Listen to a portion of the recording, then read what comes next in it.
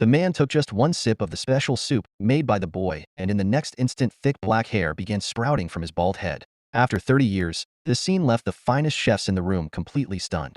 No one could believe that the boy possessed such an extraordinary talent. It turned out that the boy was the only disciple of the god of cooking. Despite his young age, he had already mastered culinary techniques that no one else could match. Seeing that his student's skills had surpassed even his own, the master decided to send the boy on a journey around the world to gain experience and, along the way, find his biological parents.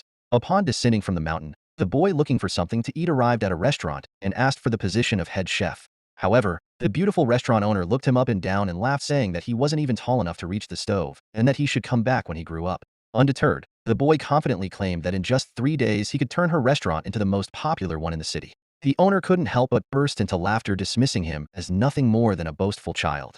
Seeing her disbelief, the boy decided to showcase his skills on the spot. When the owner saw his incredible talent in the kitchen, she was completely speechless.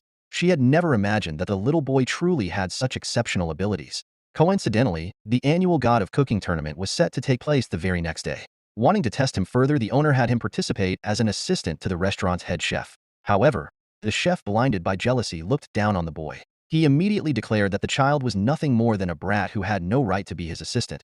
Deep down, he was already plotting to humiliate the restaurant owner in public. What he didn't know was that the next day the boy would leave everyone in shock. When the tournament began, the two rival restaurants faced off in the competition. Both businesses were funded by the Gastronomy Association, and the winner would receive a new investment while the loser would be absorbed by their opponent. Even the president of the association attended as the main judge. For this round, the challenge was to prepare soup.